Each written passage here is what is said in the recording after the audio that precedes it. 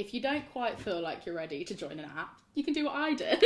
Don't say his name or any particulars about him on screen, because he has not signed up to this.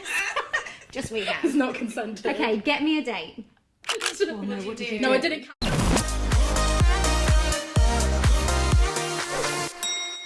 You are tuned into Salt's weekly YouTube show, Season with Salt, where we discuss all things Christian dating and singleness. I hear so many people say that they would be embarrassed if someone they knew saw them on a dating app. So like if your profile came up one of the guys.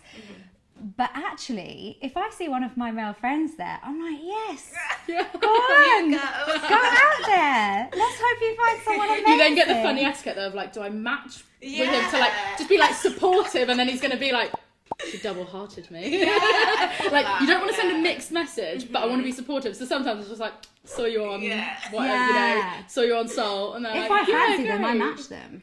But love that. If you do fancy them, if you fancy them, match them. If you don't, then I just screen grab it and I'm like, whoa, send it to them. Yeah, I think it all ties up in us feeling like it's embarrassing. To there is such a shame on it. I think embarrassing to want to be in a relationship. Also, every married person we know at some point wanted to be married. Otherwise, well, maybe they didn't, but that's another episode.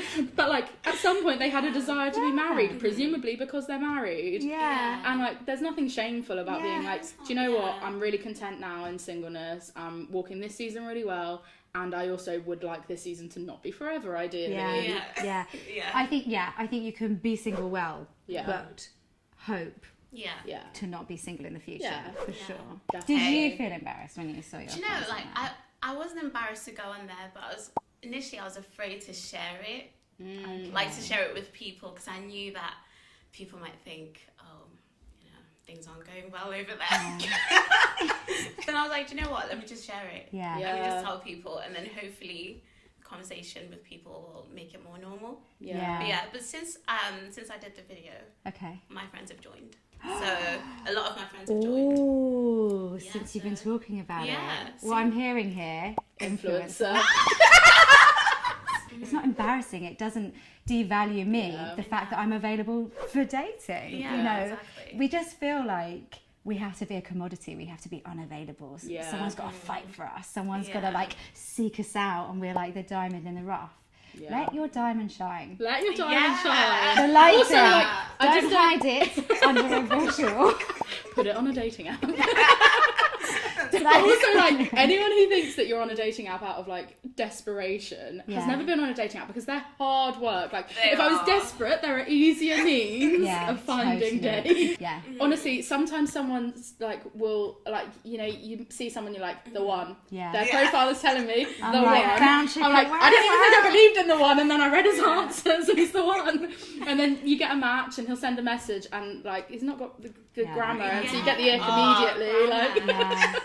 I actually added to my profile like girls like good grammar, because I was so tired of being put off by bad grammar. But like if I was desperate, that's not where I'd be looking. I think part of it is this residual stigma from like, I don't know, 20 years ago, when it was seen to be so the internet was a place of crazies and chat roulette, and now it's like a place where legitimately lots of people, you know, do business and meet people and socialise, and that's not weird, obviously, as long as you're sort of filtered about the avenues that you pursue to do that in.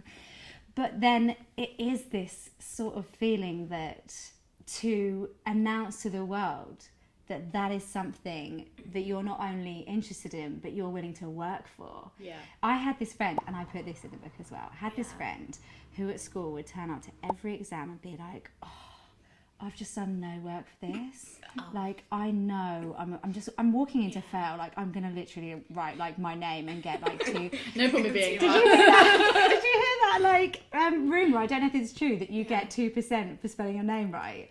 She was always like, well, at least I'll get 2%, and she always got an A. And it's like, it's not embarrassing to be like, I've worked really hard, and my hope is that I do well in this exam, but who knows, maybe I won't. In the same way that it's totally okay to go, I would like to be in a committed and loving relationship, and I'm going to put a bit of effort into that, and I'm not embarrassed to say that. You know, we don't have to pretend we haven't revised, and we don't have to pretend we're not open to dating. You know, it's just so frustrating. Also, like, if you don't quite feel like you're ready to join an app, you can do what I did. What did you do? No, I didn't catfish anyone. If you're enjoying this episode, make sure you like and subscribe. We'd love to see you back here for more content on the Soul YouTube channel. So, one of my friends, another of our friends had said to her, like, oh, there's this dating app, you should join it. And she joined it, and they were like, you can leave it as soon as you've been on a date with someone. They said that to her. And so then she was on it, and she was like getting a few matches, but not as many as she deserved. And so I was like, give me your phone. So I like took over. It was like her account, but I just like, you know, leveled it up a little bit because she was being too modest about herself. I didn't tell any lies whatsoever, but I told the truth about her. And sometimes you just need a friend to tell the truth about you because you're a bit shy, or maybe you've got like that residual stigma. And so I like took over her phone and her app and did a bunch of matches and swipes, and we did loads of intro messages to people who she'd matched with. We sent a message. She'd not been on the app for very long at all, so we don't know who her very first match was. So it wasn't untrue. We just didn't know who her first match was, but we messaged all the matches she had saying, hey, so fun that we matched, how's it going, you're my first match, like, tell me about yourself. Oh my gosh. And we didn't know who the first match was, or like sometimes we then changed it to, you're one of my first matches. Because that's not a lie. It's like exclusivity, but like fight for it.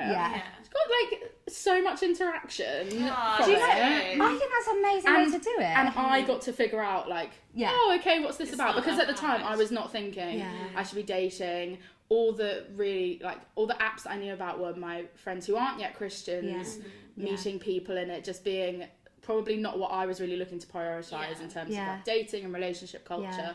But this experience, I was like, oh, this is not scary at all. This is not shameful.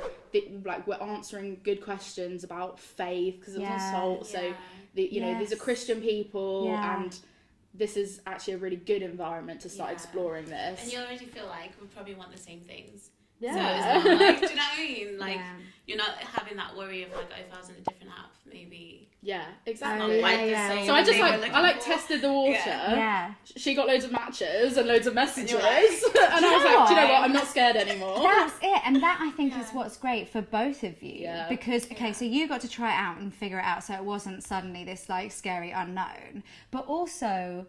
She wouldn't feel so awkward when there's such clear acceptance, such clear support from you. That and it's fun to do things like that, which are a bit vulnerable together. You know. That's true. Okay, so with that in mind, this is my phone. This is going to be so much fun. No pressure.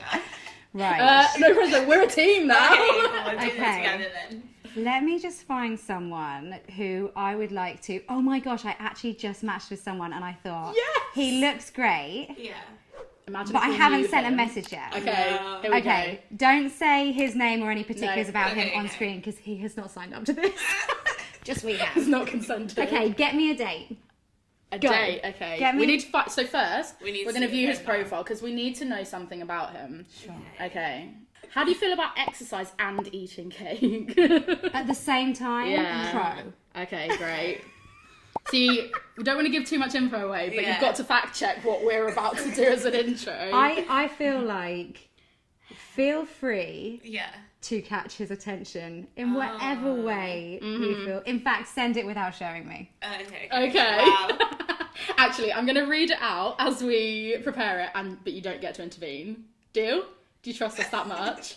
Deal. Okay. Hey, so fun that we matched. Okay. You're light, you're fun. I'm enthusiastic. You're enthusiastic. There's an exclamation mark there. Oh, there's an exclamation mark. So. Okay, yeah. So, an exclamation mark. We're not screaming. Okay, so fun that we matched. Yeah. Instant regret. Would you put the wedding on YouTube if it came to that? Don't put that in the message. That is funny though. I love that. If there's a wedding, you're both invited. 100%. In fact, you can give a speech about how this all happened. I love a wedding. Guys, there's not going to be a wedding. Just to manage expectations. There'll be 4 messages back and forward, and then a ghosting. And then the grammar won't hit. Okay, we're going, hey, so fun that we matched. Can't say I've ever tried exercising and eating cake at the same time, but that doesn't mean I'm not down. Mm-hmm. How do you avoid a stitch? Seems like the next natural question. Yeah. Okay. Do that. I don't believe him. What's your cake of choice? Yeah, I was going to ask about flavour. Yeah. Yeah, okay, that's good. If he comes back with Madeira, I think we confirm the the wedding's off. Okay, I've typed it. You can hit send. Okay. We put a cake emoji at the end. So you did. And it does say what they've said it says. So that's good. Well, okay. I am going to check back in with the viewers and with you guys, probably over text, in a few days to let you know if this actually ended up going anywhere or if this is the worst intro message of all time and no one should ever use it. He might just have notifications off. Okay, update on that message that Briie and Galia sent on my behalf on my Salt account. In credit to them, he did reply, but he took about 2 days, and there was a bit of quite tame, like, what's your favourite cake kind of bants. And then I replied to that, and then I'm pretty sure it fizzled in that maybe we went back and forwards a couple of times, but then he definitely stopped replying. So have they found me love? No. All right, this has been so much fun. Thank you in advance for the relationship that you have blossomed for me. You're welcome. On Salt.